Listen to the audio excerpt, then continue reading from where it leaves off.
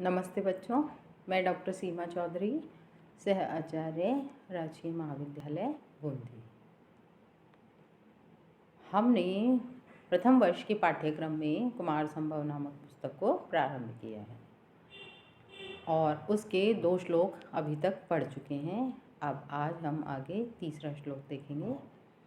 तीसरे श्लोक को देखने से पूर्व मैं ये बता दूं कि इससे पूर्व में क्या हुआ है कि जो पार्वती है वो शिव को अपने पति रूप में वरण करना चाहती है और इसलिए उसने देखा कि जब सौंदर्य से मेरे आकर्षित नहीं हुए भगवान शिव, तो उन्होंने क्या निश्चय किया कि मैं अब तप करूँगी और जब अपने सौंदर्य से और तप से, इन दोनों चीज़ों से शिव जैसे पति को अपने लिए चुनूंगी, या चुनूंगी नहीं, अपने लिए प्रयास करूंगी कि वो मेरे पति के रूप में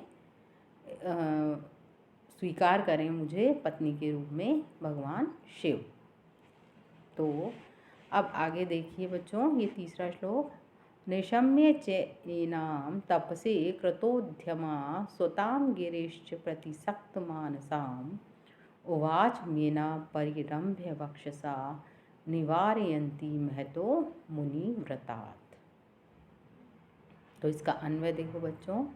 मैना गिरीश प्रतिसक्त मानसाम तपसे कृतो उद्यमाम सुताम निशम्य एनाम वक्षसा परिरभ्य महतः मुनिव्रतात् निवारयन्ती सती उवाच। तो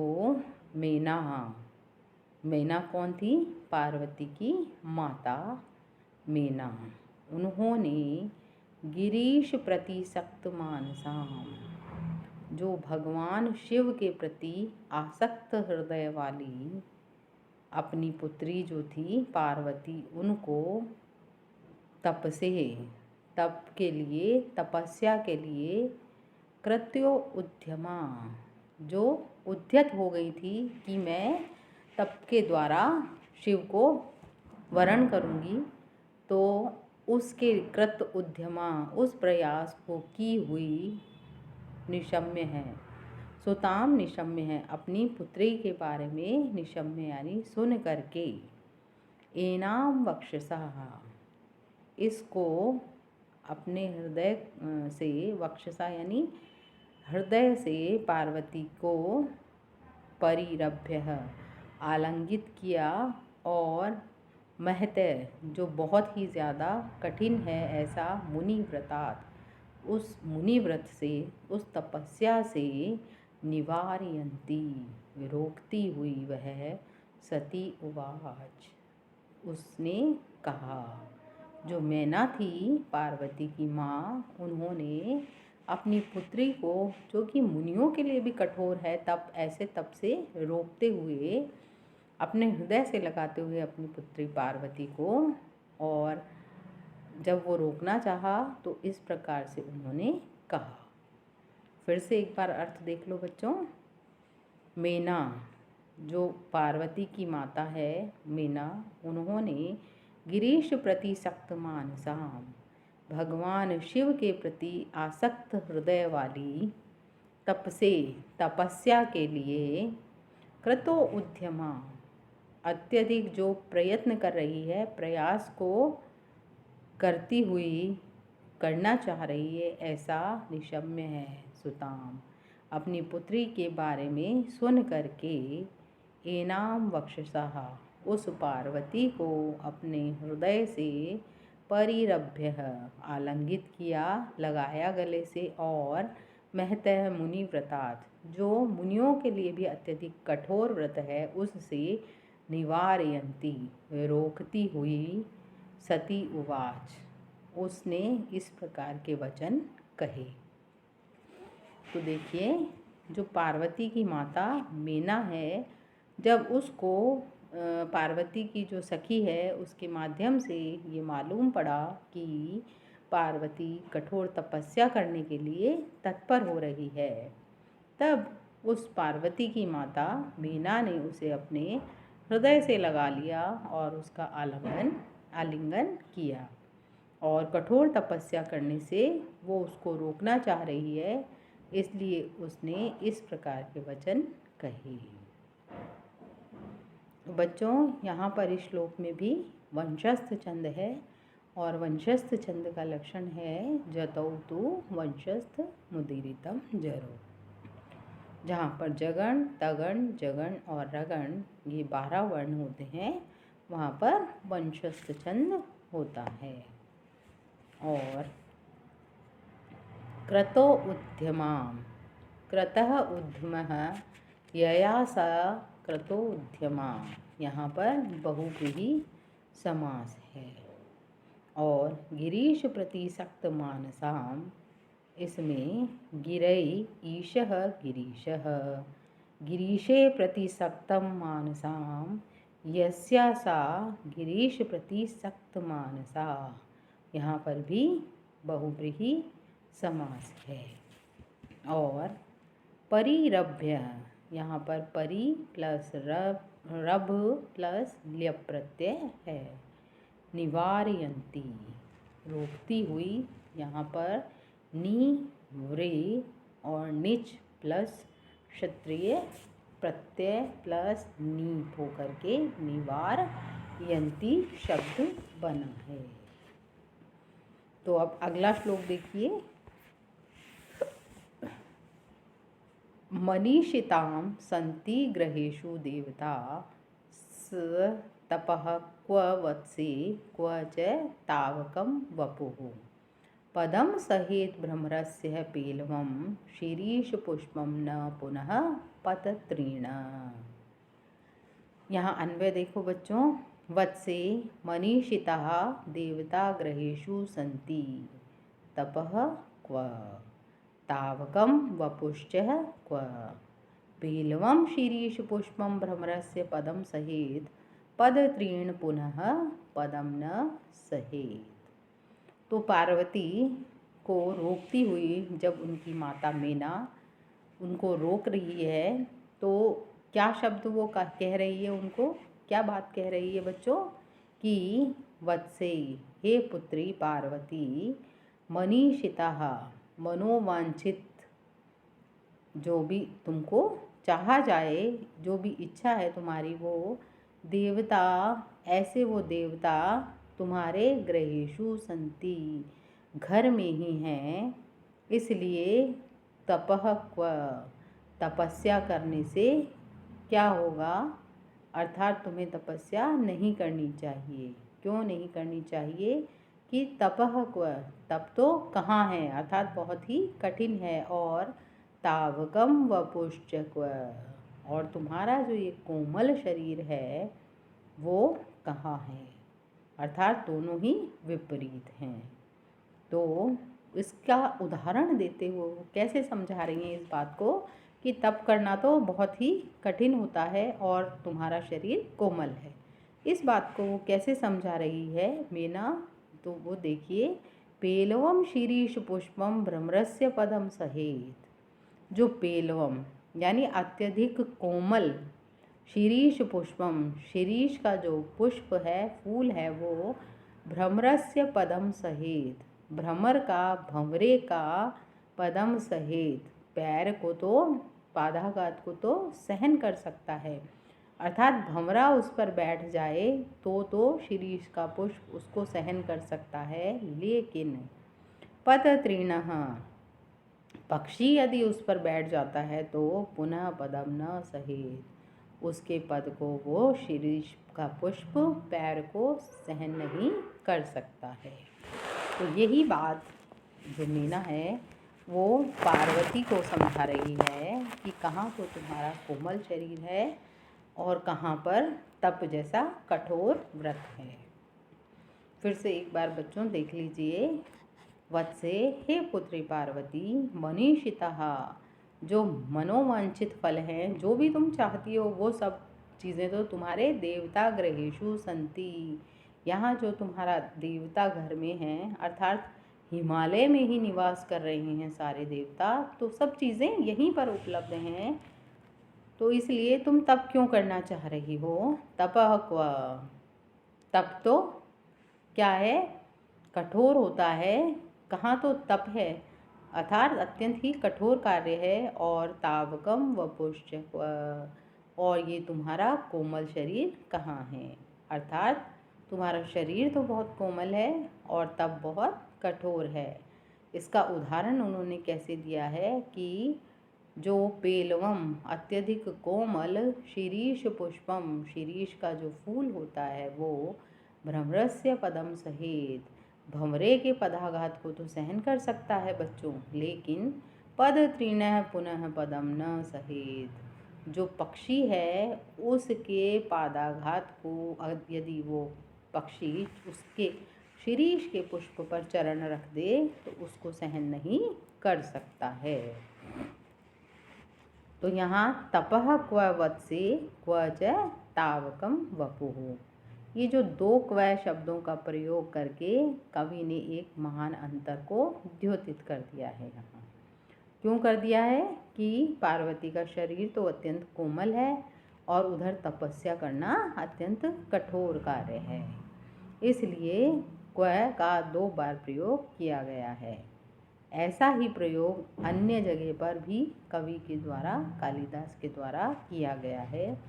वो भी मैं आपको बता देती हूँ कि रघुवंश के प्रथम सर्ग में क्व सूर्य प्रभवो वंशः क्व च अल्प विषया मतिः, कहाँ तो जो रघुवंश जो प्रारंभ की है ना, वहाँ पर भी बच्चों इसको प्रथम श्लोक से प्रारंभ किया है। तो उसका जो श्लोक है वो यही है कि कहाँ तो सूर्य प्रभवो वंशः क्व च विषया अल्पमति, जो इतना बड़ा जो श्री राम हैं, रघुवंश है, उसका जो प्रारंभ किया जा रहा है उनके वंशजों का, तो वो इतना महान है कि उसका अल्प विषयामति, जो मेरी छोटी सी बुद्धि है वो वर्णन नहीं कर सकती है। फिर भी जो कालिदास हैं वो कह रहे हैं कि मैं फिर भी ये प्रयास कर रहा हूँ।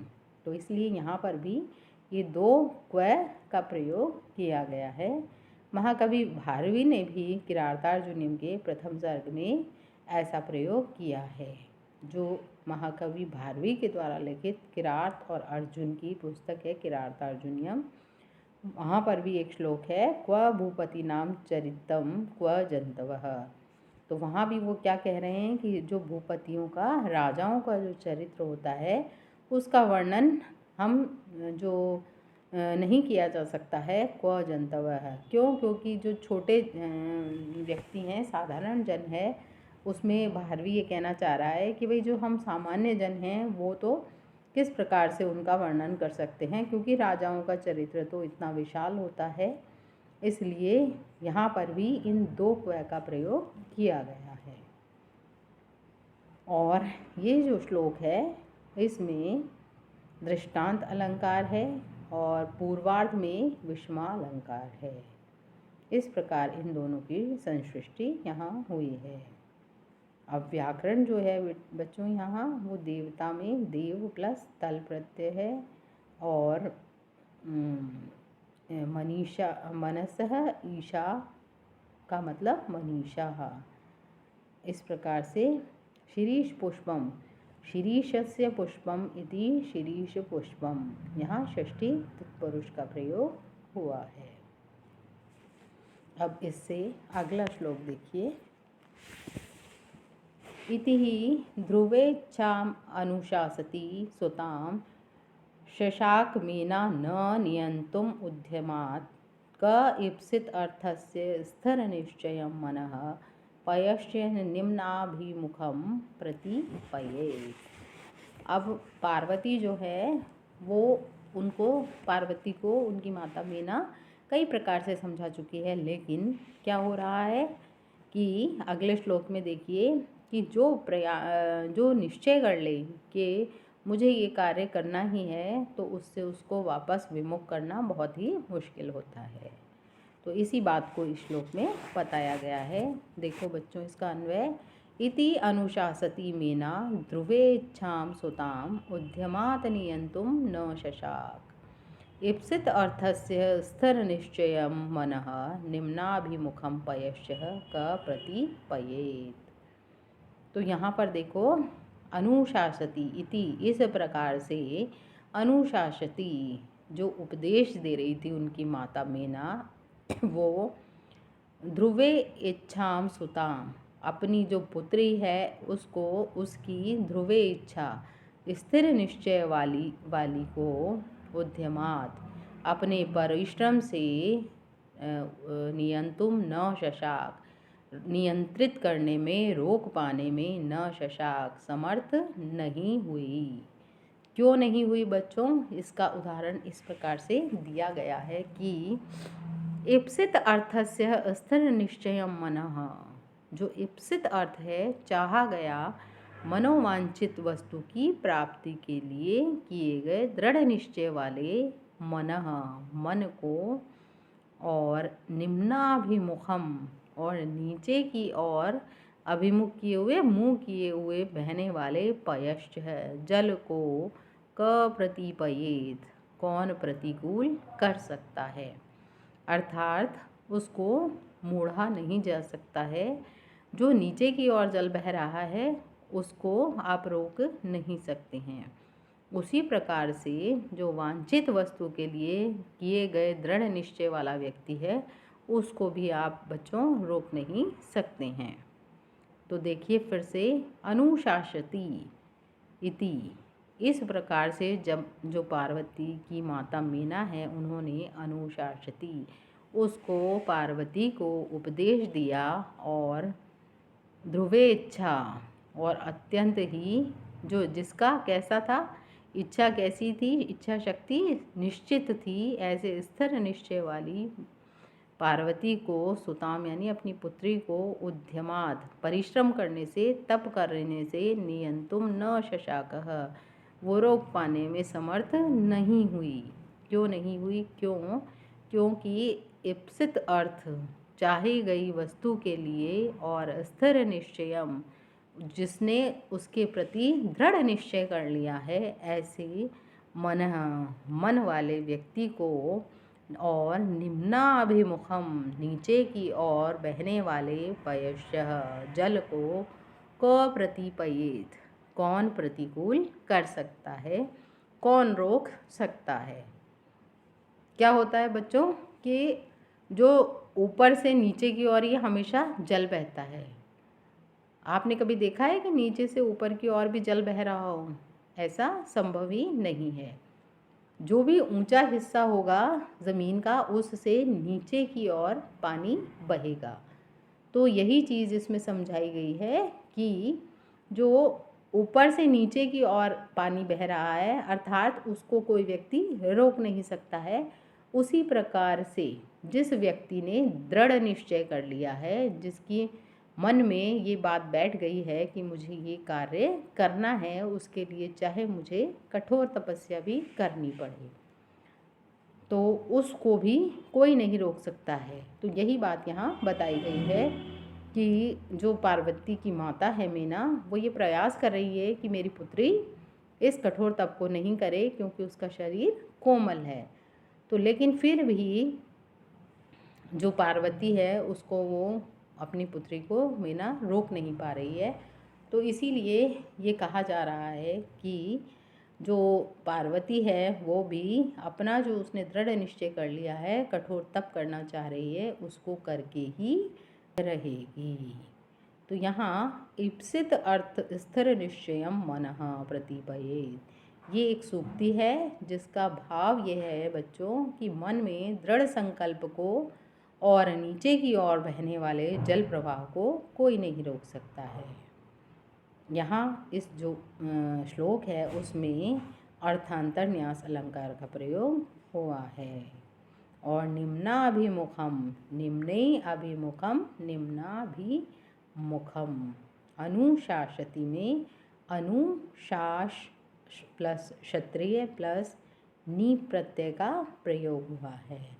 नियम तुम में नी प्लस यम प्लस तुमुन प्रत्यय लगा है। और इप्सित अर्थ स्थिर निश्चयम, यहाँ पर इप्सित इप्सित चासौ अर्थः इप्सितार्थः।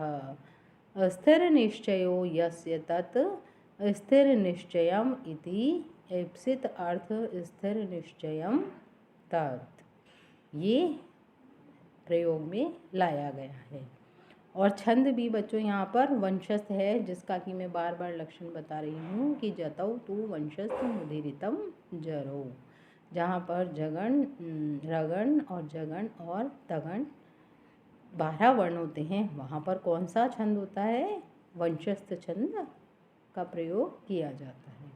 तो इस श्लोक में भी यहाँ वंशस्थ छंद है। अब ये 5 श्लोक आज अपन ने 5 नंबर तक के पढ़े हैं। अब अगली कक्षा में अपन आगे के श्लोक से देखेंगे।